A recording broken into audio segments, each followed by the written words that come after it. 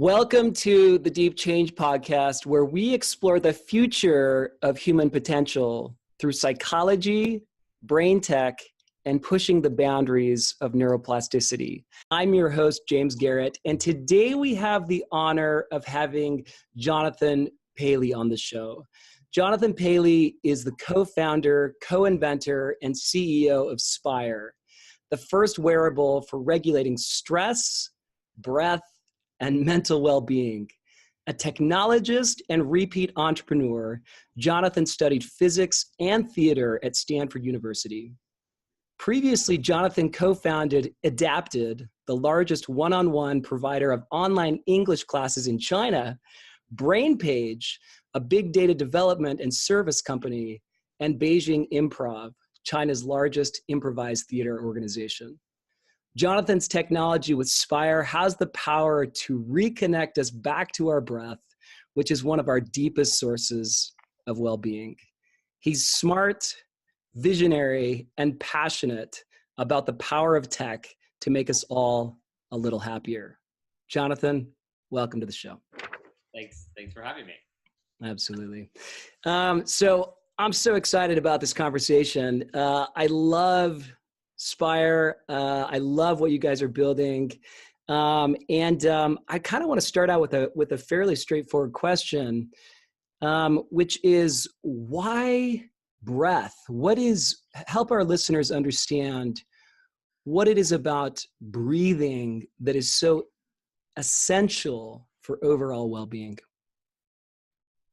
Well, one thing we often say is, breathing is the first thing and the last thing you're going to do as a human being that's alive, right? It's kind of this very basic physiological measure. But when you look at it from how do we use it in the health space, right?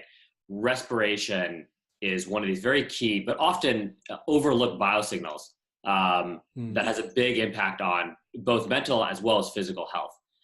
On the physical side, around 25% of healthcare spend is actually respiratory related. Something we have to forget. You think about healthcare and you think, people think of blood pressure, right? Or they think of glucose. Certainly diabetes is a big disease and hypertension is a big disease. But things like asthma, things like COPD, things like sleep apnea, right? Respiratory related diseases are actually a very, very large part of the, kind of traditional healthcare space. So that's one reason why breath matters. It's a really key, or it's a very large part of an often overlooked part of our healthcare, our physical health. But then on the related, mental well-being or mental health space, breath or respiratory related techniques and signals are, we believe, and I think well proven as a key part of regulating, both detecting and regulating, things like anxiety, right, and panic. A lot of techniques around that. Obviously, techniques like meditation or areas around focus optimization use breathing heavily. And so it's this very powerful and fascinating signal that really spans the gamut from wellness and mental well-being and even kind of optimization, to physical health and life and death, in an ICU. And so this is kind of where we started from, and this realizing that this is a very powerful signal. It also has not been measured in the way we're measuring it before. Interesting. So there's not been, previous to Spire, there wasn't a way to actually measure respiration. So there was, but not kind of what we say is in a continuous ambulatory fashion. So the state of the art of, I think before our product came along, of accurately and continuously measuring respiratory patterns was either through spirometry, which means, you're quite literally measuring the air going out of your nose and mouth. And that is the gold standard. It is not a practical gold standard for living in, outside of carrying it on your nose, during the day, right? Right. So that's one, or there is, there has been kind of bands, respiratory effort bands. So you can kind of strap yourself in the things that measure that thoracic expansion. Again, not the most practical solution when it comes to outside of a care sitting kind of measurement. And so that's where we started from, or one of the places Spire started from was looking at can we capture this very meaningful and very interesting signal in a way that is, or was, I guess still is, both very accurate, has a very high fidelity. We could talk about what that means, as well as being very practical and very easy to use in a everyday setting. Right. So this is in some ways the real breakthrough on the technology side is really making this widely accessible. Does that sound right? Yeah, absolutely. And that that enables a number of different different kinds of use cases. But it starts with making that signal widely accessible, for sure. Fascinating. I mean, I look at the analogy like, if you look at what has happened over the last 25, 30 years with, CGM, continuous glucose monitoring, right? Or you look at what's in many ways happened over the last 40 years with ECG, right? Where glucose was a biomarker that we understood before CGM came along, right? And it was something that you can measure kind of very poorly or with quite a lot of difficulty. And fortunately, that technology has progressed, and now we're able to get with patients that makes sense, really this continuous view of their glucose and understand and impact diabetic, particularly care with that. We're trying to do something very similar when it comes to respiratory care. Interesting.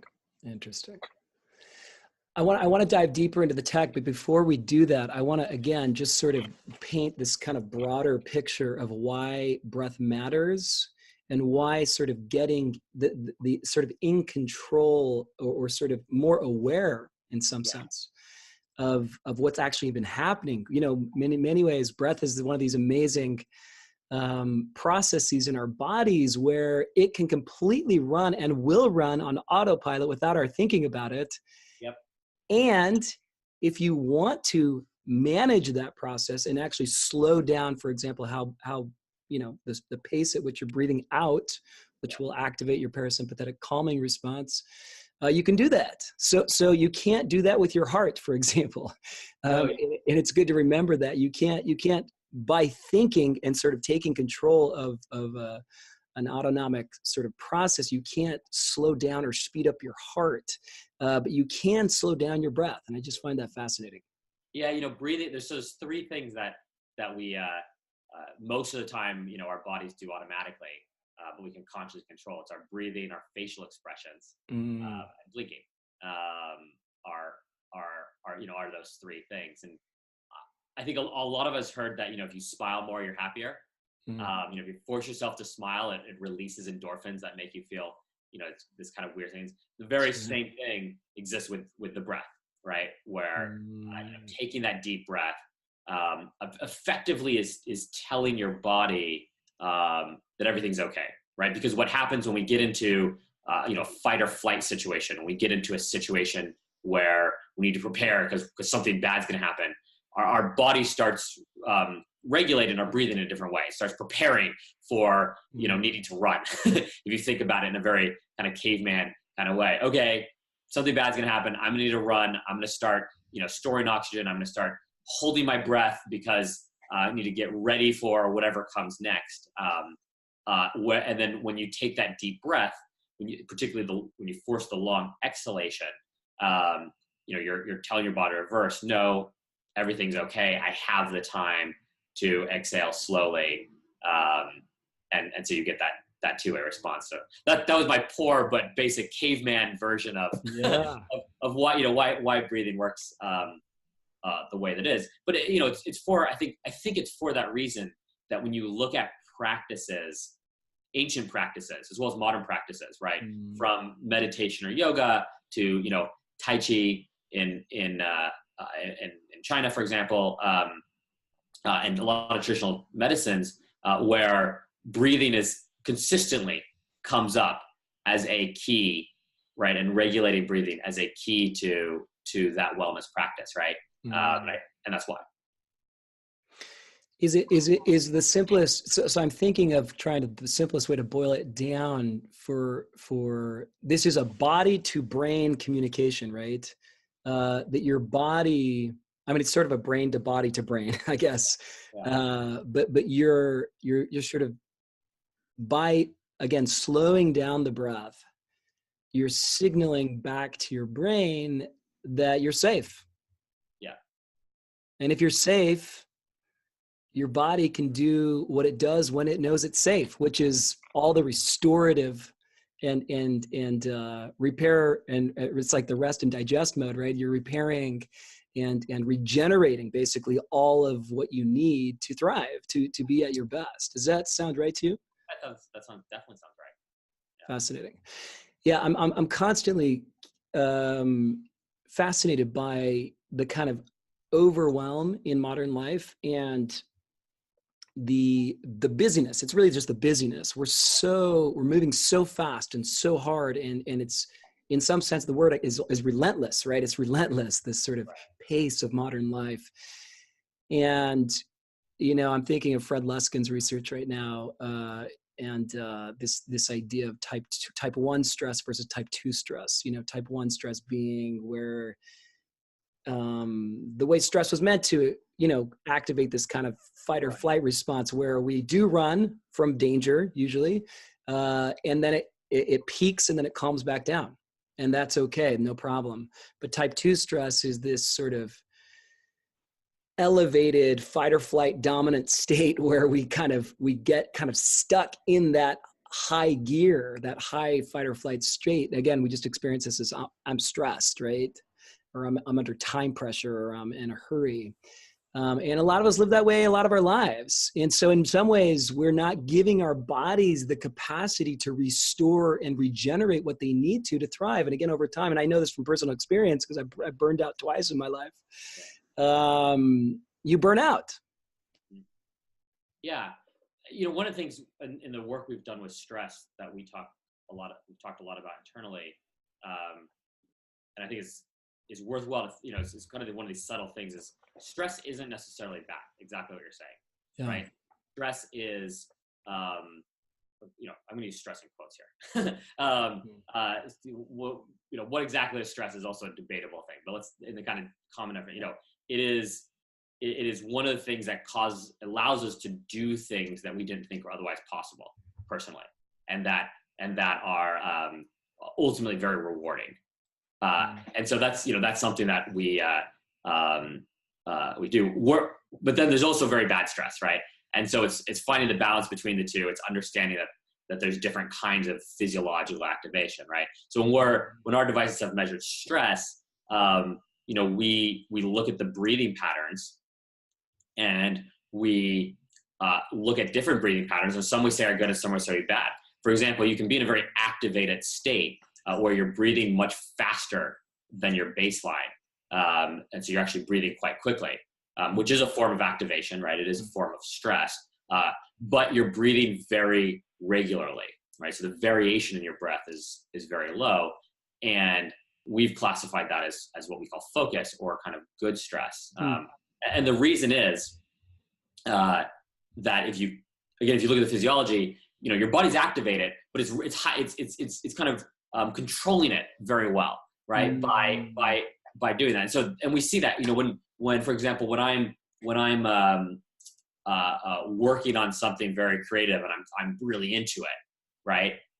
Yeah, you know what? I'm breathing faster, right? My body's going, but I'm breathing very regularly as well. And when I look back on that, I might be more tired than I was if I hadn't done that, right? But I've generally really accomplished something I'm very proud of. I feel good about. And so that we say is, focus. Whereas, negative stress tends to be characterized by very erratic breathing. And also, elevated and very erratic breathing, where, and that kind of makes sense, right? Because when you start getting into that mode that's not healthy, you're holding your breath a lot, right? You're doing a lot of, okay, what's gonna happen next? Oh no, you're doing a lot of things that are cause tension in your body. That's a negative stress. So that's on an instantaneous basis. And then as you talk about, there's obviously kind of the longitudinal basis, which is if you're constantly in a state of fear or this kind of negative stress day over day for extended periods of time without the restoration, that's not good. Interesting. Yeah, that distinction between sort of positive stress and negative stress is a fascinating one. I'm thinking of Kelly McGonigal's book, The Upside of Stress, right now, where you can start to differentiate between these different types of stress and get good at harnessing both noticing the differences, but then sort of leveraging when you're in that kind of, I'm thinking also that sort of positive state of stress. And I'm thinking of this, when you say focus, I'm thinking flow. Yeah. Same. Very same. Is that how, yeah. Okay, good. I'm glad. Yeah. Just different words. Same idea. And that is what the flow research says, right? Is that you are in a little bit of an elevated, it's sort of like this sweet spot of sort of calm intensity. There's like a paradox there, right? Where it's sort of like you are a little bit elevated, but you also have like intense control in the way that you're directing your attention. You don't feel scattered. You don't feel brain fogged. You don't feel distractible. Right. Quite the opposite. You feel laser focused. You feel completely absorbed in whatever you're doing. Exactly. Yeah. And we see that in breathing. That's one of the cool things. Fascinating. We see that in the respiratory signal. And so it's not about how frequently the breaths are. That's one measure, but it's also how erratic or consistent or inconsistent those breaths are. Yeah. So we go back to the kind of respiratory signal. Think of the respiratory signal we're capturing like an ECG. In other words, you look at an ECG, which most people are familiar with. You can pull out the heart rate, but then there's also a lot of other measures within that ECG when you look at the effectively shape of it, right? That are indicative of heart disease or different coronary issues. And so it's a very similar thing that we do with breathing, right? Where we have you have a breath rate, that's kind of the basic thing, but you've also have things like the variability, right? Which is kind of corresponds to heart rate variability. What's the need to be variability? Or you have things like the inhalation time and the exhalation time, right? So when you get more relaxed, your exhalation time tends to extend, not too much. When you extend too much, you tend to have asthma or respiratory disease, but it tends to extend a little bit. And so, there's a lot within that signal that's been really fun to explore. Fascinating. Yeah, I've been monitoring my own heart rate variability. Yeah. Because it is such a great measure of kind of baseline stress or stress resilience. I've never thought of breath. It's sort of breath variability, or I don't even know what the acronym would be. Breath rate variability. Yeah, we call it respiratory rate variability, but yeah. Respiratory rate variability, RRV. Interesting. Yeah. So they're highly related, right? These signals are very, very related. And as you know, when you breathe in, your heart rate speeds up. When you breathe out, your heart rate slows down. Right. And so the respiratory and heart, or the breath and heart work very closely together. And so it's it's fun to look at them from different angles and put it together. I think as we started talking about when it comes to kind of the mind, the interesting thing I think particularly about the breath is the controllability of it. It's a signal thing that you can control. Yes. So I love what Spire is doing in terms of sort of getting people back into that kind of parasympathetic state or restorative state more consistently, more regularly, because again, it vibrates when you are tense. It vibrates in a form of sort of biofeedback that lets you know, hey, your breath is intense, and a lot of listeners maybe not know that. And so again, it's sort of like, it's something that you may not notice on your own, but with that extra nudge of biofeedback, suddenly, again, it's just like a calm reminder, gentle reminder throughout your day to like start breathing into your belly again. Yep. And so I love the idea of it sort of consciously kicking into that sort of rest and digest state. But the other one, again, is into states of focus and calm. You know, one of the most, I think, misunderstood ways the mind is related to the body is I find a lot of companies dialing up the stress to create more outcomes, meaning they sort of amp up the pressure or the sort of stakes, I guess, you know, whether that's through incentives or kind of the transparency of performance. And again, all with good intentions. I don't think anybody's out there trying to stress anybody out, but I'm fascinated by initiatives, Google and others who've really dialed in on mindfulness in a pretty serious way, and are sort of designing for calm. You know, they're architecting their workspaces in a way that where people are actually more calm more frequently, and I think for the express reason that they're trying to get people to tap into states of focus and flow and sort of deep work or sort of more productive or high quality work more often. Right. What's your perspective on that? Yeah, I mean, I think so. You know, we did a study with Stanford and LinkedIn, you know, looking at workplace stress and focus with our devices, and where it was focused on the exact feedback we talked about, right? So what's by having these little reminders that our device is able to do based off of the breathing, you know, what is the impact of that? And that was part of the study. That part was using some resilience training, right? And across standard psychological measures, like the perceived stress score, like a measure of anxiety, that's kind of widely used, as well as measure of some measures of productivity. You know, with that kind of feedback, there was very meaningful changes from the kind of before and after and against the control group, right?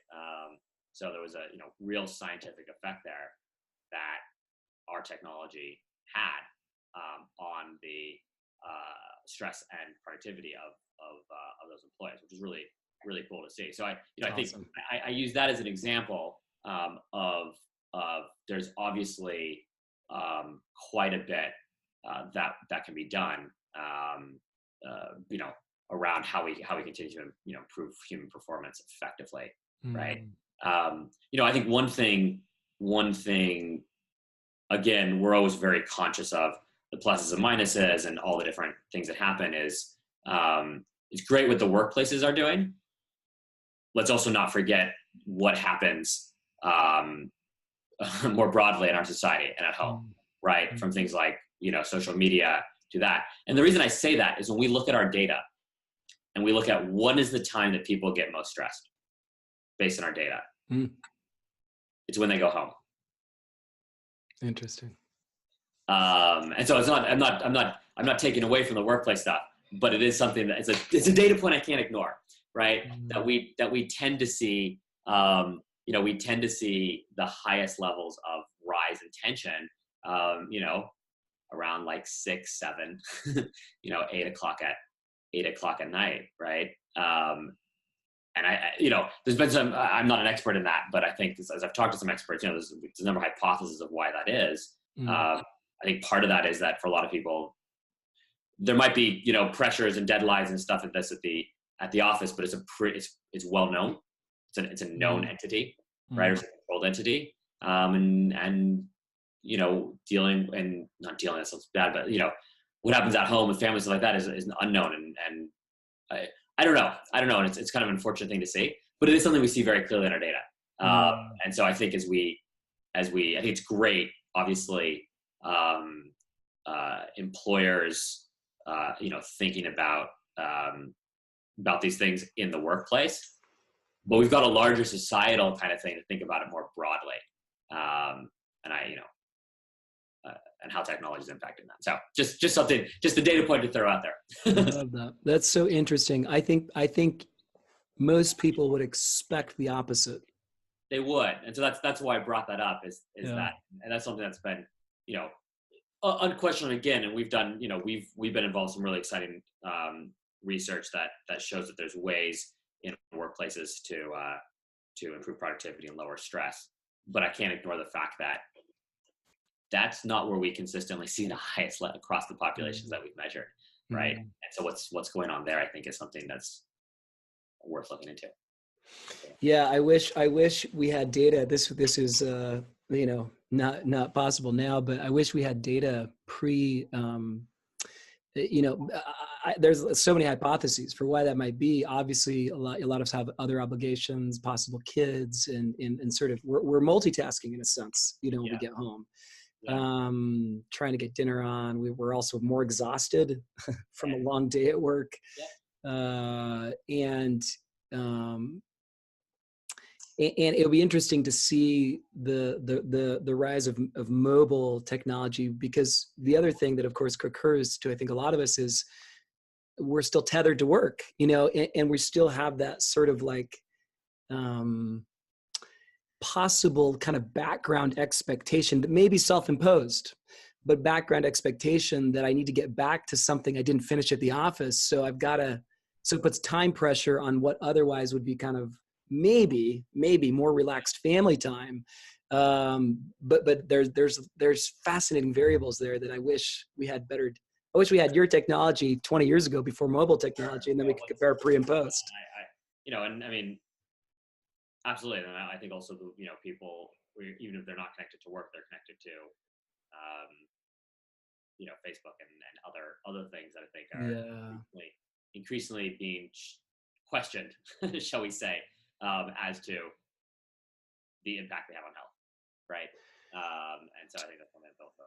Tell us more about your opinion on that. I mean, I'm aware of some of the basic studies on sort of upticks in anxiety and other with more social media use. But from your perspective, what does that downside of social media use look like? I mean, again, I'm not an expert on this, but it's something I find quite fascinating, as I think you do too as well. What occurs to me is, and I've been, I'm pretty familiar with this, these technologies, they're monetizing your time, right? So if you go back to the basic business model, right? Facebook's business model is to monetize your time, which means that their technologies can be built to try to suck in as much of your time as possible, right? And therefore it's to be addictive as possible, right? And I think that's, at this point, that's not, they've effectively said this, right? It's pretty well known that, they have done a lot of work on optimizing and A/B testing and, running experiments to figure out how to keep people to keep scrolling on that timeline, as an example for Facebook, right? Or games, right? I mean, if you're in the gaming world, or anyone who's touched the game world knows, modern game design is like, small amount of creativity, very large amount of, using data to tweak the levels so you get just enough of that sense of satisfaction that you want to keep going, right? But not enough that you feel good enough to stop, right? Because it's because those business models are based on fundamentally on monetizing your time. So then you have to look at that and say, we're spending collectively as a society a lot of time using things that were very, effectively, explicitly designed to try to addict you. Maybe addiction is not the right word. It's not clinical addiction. Although I think we're now seeing, it's now debate as to whether it should be a clinical. Well, Adam Alter in his book Irresistible nails it. I mean, or sort of comes out and says behavioral addition pretty clearly. He's an NYU psychologist and has written and done a lot of research on this. So I think it's a viable hypothesis. Yeah, is everyone addicted? No, but is everyone victim? Anyone who uses these technologies victim to the algorithms that are designed to try to pull you in? Yeah, for sure, whether we realize it or not. And so, again, I don't know, but that just leads me to think that I don't see technology designed for that necessarily being great for well-being. Let's put it that way, right? I don't. That seems a bit, a bit counter to the idea. And so I think that certainly is contributing. Somehow. I mean, I'm fascinated by this. This may seem a bit tangential, but I don't think it is to this conversation. There's been a number of things published recently looking at standard economic measures of productivity that have shown productivity have not really gone out. It's stagnated recently, right? Despite the advances in technology. And that's concerning from an economic perspective, but be very surprising because technology is certainly advanced, and yet our country's productivity has not, or not at the way you'd expect. Where does that come from? It's probably about, I think related to this as well. Yeah, no, it's interesting, this kind of macro phases of tech evolution that we find ourselves in, right? It was like the internet, it was like the 1.0 internet with, right. we were all just kind of enamored by it. Then there was like the 2.0 internet where things got a lot more sophisticated, the rise of social media. And of course the tail end of this was, it was mobile technology and iPhones, et cetera. And now we're moving into a new phase.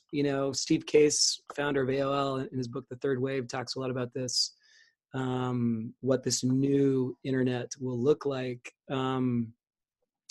A sort of internet-enabled technologies, not kind of internet-centric technologies. And one of the things that I do find really fascinating is this shift from like a dopamine economy, which is largely what you're describing, right? You're describing this, dopamine is a neurochemical that gives us the feeling that something good is about to occur. Right. It's what Facebook and gaming companies, whatever, optimize for. That's what they optimize for. Right? And so we're all kind of swimming in this dopamine economy. It's also the thing that if you don't have enough of, you get depressed, which is really interesting because it's a motivational neurochemical. It motivates you to action, but it doesn't necessarily satisfy. A lot of people get this mixed up. Dopamine doesn't necessarily feel good in the way that endorphins or serotonin or oxytocin feels good, right? And so it doesn't make you happy. It makes you motivated. Now, that's great for getting you back on the platform. It's really not necessarily great for your well-being. You need these deeper, more connecting neurochemicals like oxytocin and serotonin. And I do think there is a rise with this third wave of technology that the companies of the future aren't necessarily playing the dopamine game. They're carving, much in the way you guys are with Spire, a new future where wellness and thriving, human thriving and wellness are the new currencies. And so I'm fascinated by this sort of competition between this kind of attention or dopamine economy and the rise of the wellness economy and how that will play out over the next decade. Thoughts there? I completely agree. Maybe I can offer a different perspective on the same thing. I think I'll have an economic perspective, right? Which might sound weird, but we do live in a society, I think, be realist, where, economic incentives are kind of drive us, one of the largest factors, for better or worse, but they are one of the largest factors in how entities act, right? We saw in this kind of dopamine media society, as we talked about, the economic incentives were to give you this dopamine effect to get your time, right? Because that was what got monetized.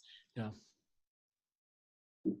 As a society and as a country now, we're seeing some very troubling trends that need to be fixed. One is our healthcare costs are rising at an unsustainable rate, and so that's that's impacting a lot of different things, I think, in a lot of different ways. And so looking at how we lower those costs is critically important. And it might not seem like what we're talking about this whole time is related to healthcare costs, but it really is. It really is, right? It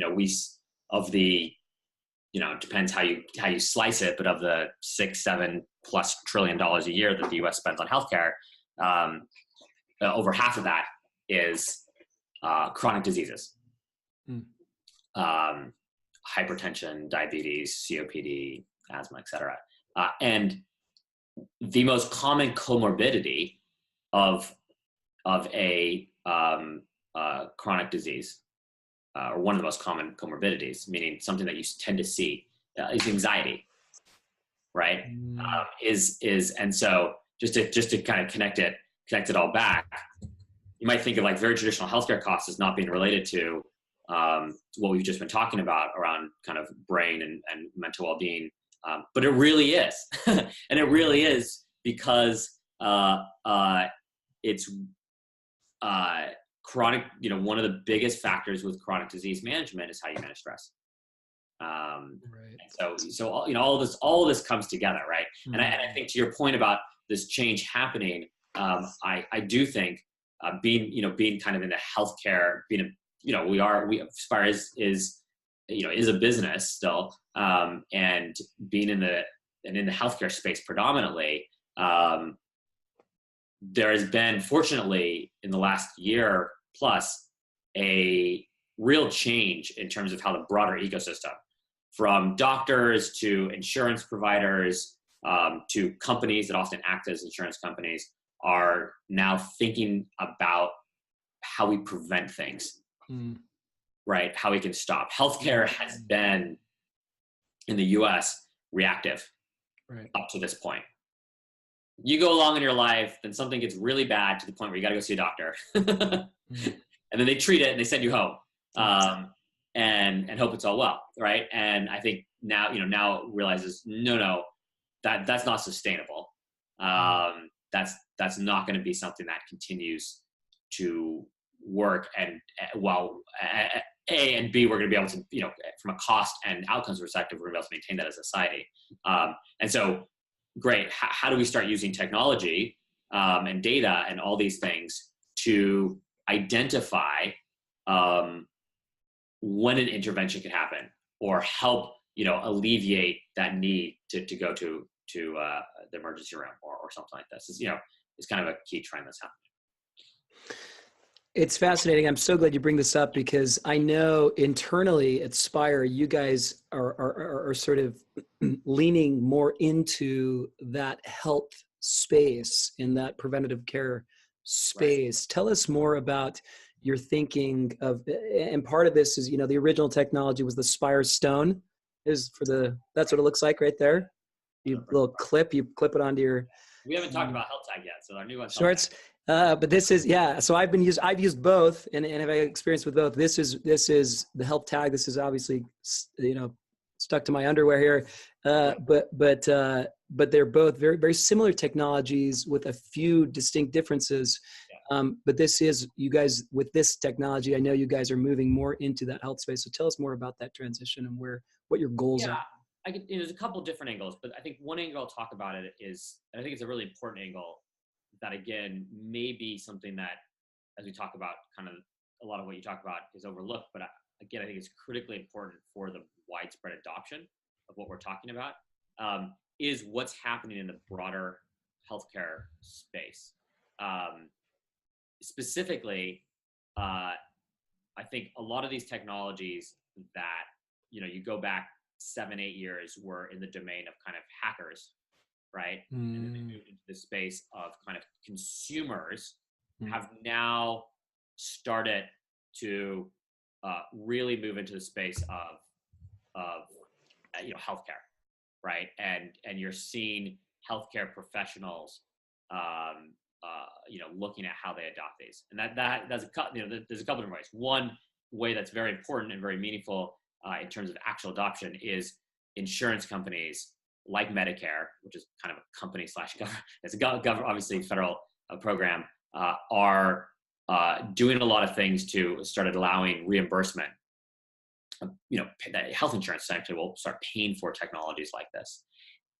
And the reason that matters, and the reason it's really important, is when you look at most people in the United States, most people are still, they're unfortunately not listening to your podcast, right? Most people are still going to the doctor to get information and be told what to do when it comes to health and wellness, right? And so one of the things that we've always been super focused on at Spire is, how do we build technologies that have a broad impact, right? Not just an impact on those that are thinking about this more and perhaps have the discretionary income to think about it more. But how do we have a broad impact, right? And the way that we're going to have the broadest impact is to work with the healthcare system, because that is where most people, you depend on their insurance to cover things like this, to cover things around their health and wellness, right? Yeah. And depend on their doctor to our healthcare system to help direct them on what to do.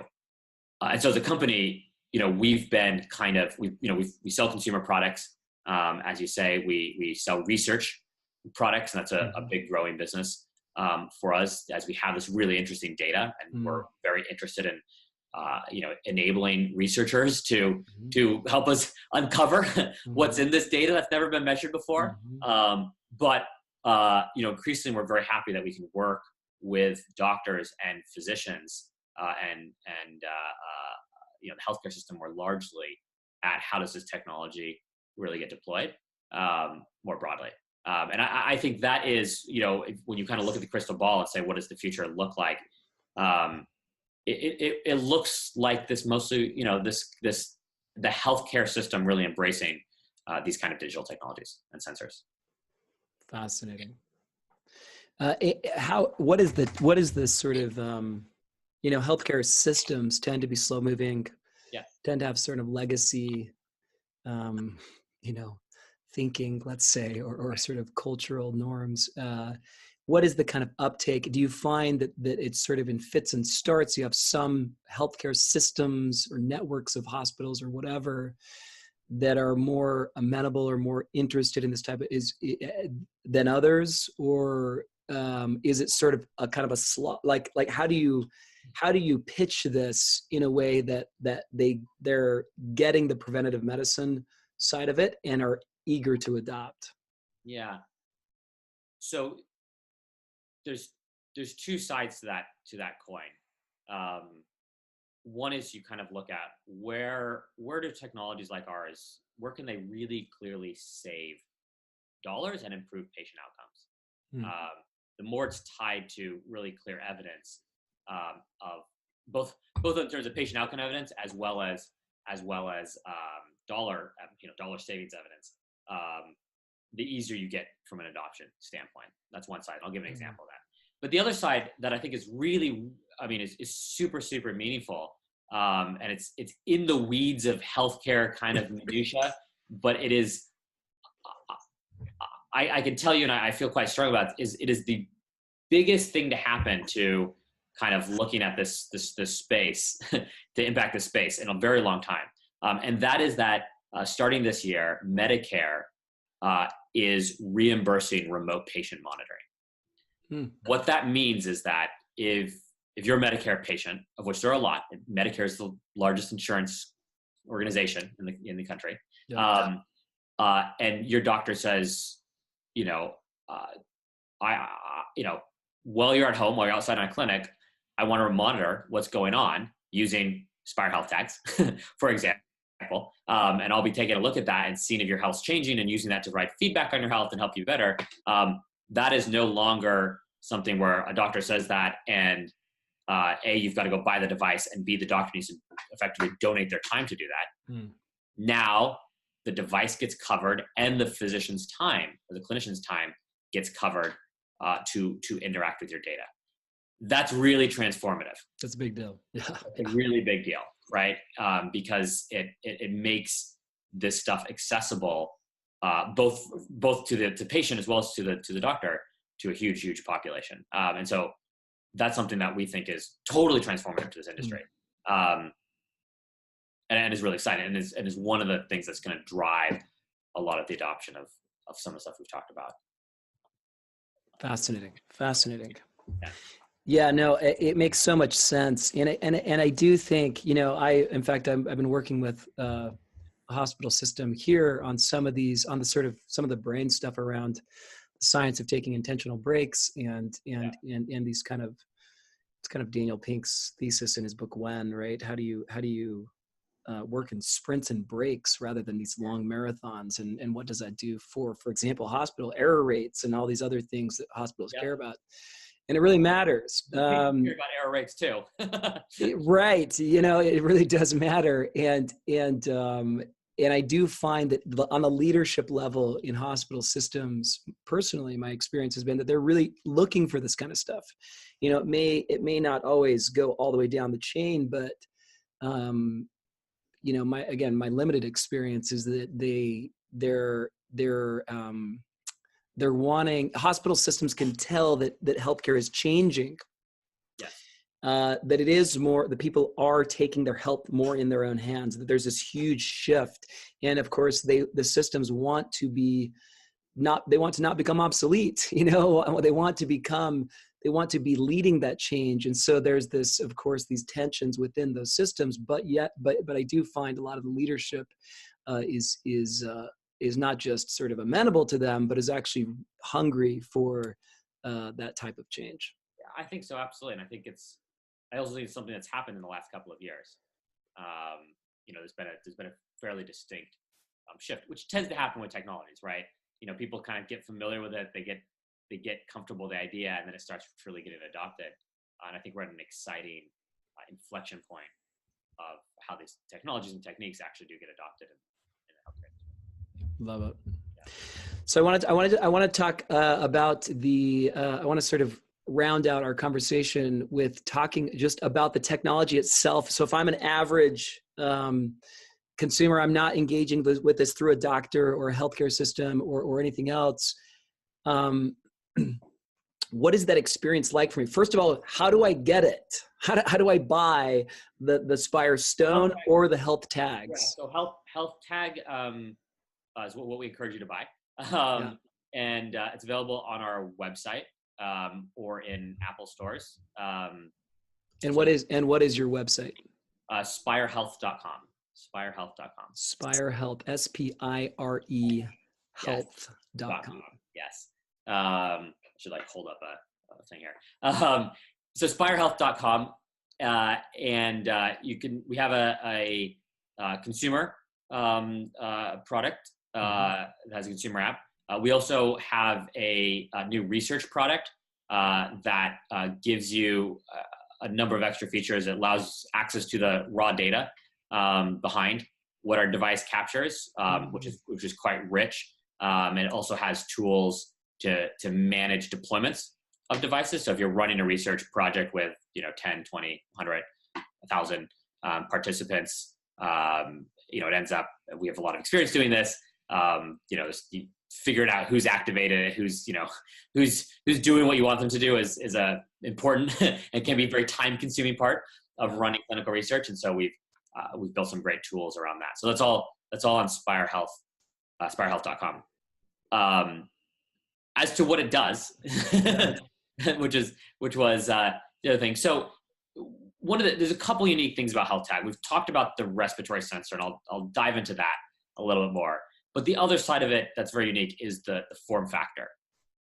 And I'll talk about why we spent years developing this Health Tag form factor. And it actually goes a little bit to what we were just talking about with the healthcare system. Our hypothesis, and I think there's a lot of data around this, is that most people want the benefit that these kind of sensors and that the data, if used correctly, can provide. But it's very, very, but the extra effort of wearing and charging tends to be a large hindrance. And we've got a lot of data on this, right? So, you kind of segment the population. There are some folks, probably like yourself, that are very, very motivated. And so charging and wearing is not really going to be a problem. Right. But for most people, and this actually goes back to this dopamine economy that we were talking about, if I don't get an immediate benefit from doing something, I'm not going to keep doing it. And the reality is, when we look at a lot of these health tools, the benefit is longitudinal. The benefit's over a long period of time. I'm not necessarily going to feel the benefit today or tomorrow. That's important. That's important, I think, for most of us experimenting with wearables to really know, because you're absolutely right. You do expect that there's some kind of big benefit within the first week or two. And it is important to recall that, this is a long game. Yeah, I'll give you data on that. I mean, Spire Stone, our first product, which was a more traditional wearable that you clip on and charge. So had very good adherence compared to other devices. Yeah. But we noticed something very interesting. People who started using the product earlier in the week had much greater long-term adherence than those who started using it like Thursday or Friday. That was, so the day of the week determined that. And we equalized it for all other kind of variables. And so you're like, well, why is that?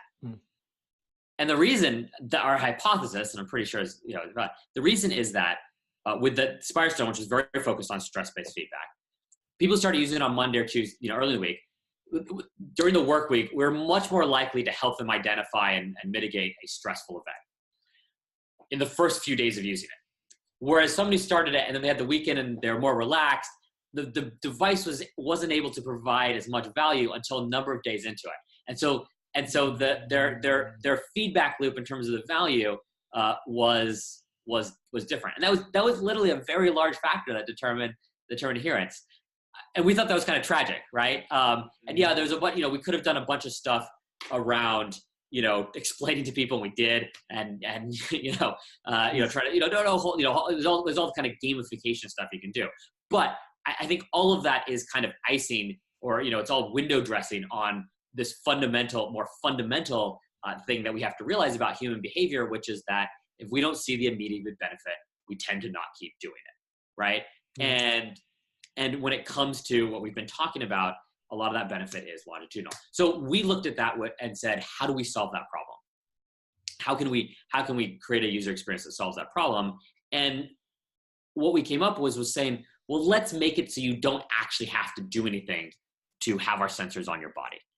How can we make it so that it's just completely, after the initial setup, it's completely frictionless to have those sensors on your body? And that's where Health Tag came from, which we said, well, look, people wear clothes. That's a behavior that's not going to change. Yep. So can we just make this be a part of your clothing? And so undergarments is really the best place for this stuff to be. And so Health Tags, the way Health Tag works is you get a pack of tags, you stick them on the underwear or bras that you wear most often, and then that's it. They go through the washer and dryer. So, once it's on the clothing, you're not like taking them on and off, you're just leaving it on the clothes, and the battery lasts well over a year. And so, once that's on someone's clothing, then that's it. That's it. Never think about it again. No, it's a game changer. It's surprising from an adherence perspective, and just, it's an ease of use thing, right? When you don't have to think about it, you just use it. And again, it's not that you don't want to use it. It's just that extra bit of friction. You're right. It's like humans are much more inconsistent than we like to believe we are, right? Yeah. And then it's also really relevant again. And I come back to this because I think imagine a lot of people listening to this podcast, work in this space and are thinking how to advance this space. And it's really important that we keep remembering that, most of the people that this can really impact are not thinking about this day to day. But we have we feel we have the job and obligation to figure out how do we bring that technology to really help as many people as possible. And most people, when they wake up in the morning, if you're wearing a device or something because you're not healthy, you don't want to wake up in the morning and think, oh, I'm going to go do this thing because I'm not healthy. It's against human nature, right? We tend to want to ignore these kinds of things. And so making it super frictionless, we've seen, is super key to that broad adoption. And, we have clinical studies going on right now with patient groups that are notoriously poor at doing anything, taking drugs, right, at home, like life-saving drugs. Compliance, and yet we get really, really good adherence. It's because we've made it frictionless and visible. So Health Tag, part of it is it's these little tags that go on your clothes and you just don't have to think about wearing them. The other part is obviously we measure, it has accelerometers in there, so we get the actigraphy stuff. It has an optical heart rate sensor in there, so we get the heart rate stuff. But then it has our unique respiratory sensor in there, which allows us to get this really interesting respiratory waveform that we're doing a lot of interesting stuff with. Yeah, and people should know that, right? It does have the, so it does track the number of steps you take. It tracks your heart rate. Of course, it's nice to know when you're working out or whatever, if you've got the tags on, you can check your app and you can kind of maintain that target heart rate or whatever, if you're running or whatever. But in addition to that, of course, the kind of heart of the technology is the rich data on breathing. And for me, one of the things I really find for me, one of the biggest benefits is just awareness. It's like straight up, like when it's on and I'm wearing it, it just tells my conscious mind, hey, you're tense. And you didn't realize it. It's sort of like, it's just this gentle nudge that just keeps telling me, breathe into your belly, calm it down, right? You're getting tense. I'm glad you bring that up, because that's another part of our technology, both what we do on the consumer side as well as the medical side, is that kind of monitoring by exception, or the notifications. Our viewpoint is, the data is all fascinating and the data is great and there's a lot of richness in the data, but the value for it, for a user, a patient, a consumer, whoever is using it, the value is the ability to identify meaningful moments where some action can be taken, right? That's you've got to go back. We like to talk about the data and all these different things, and I could geek out on that for hours.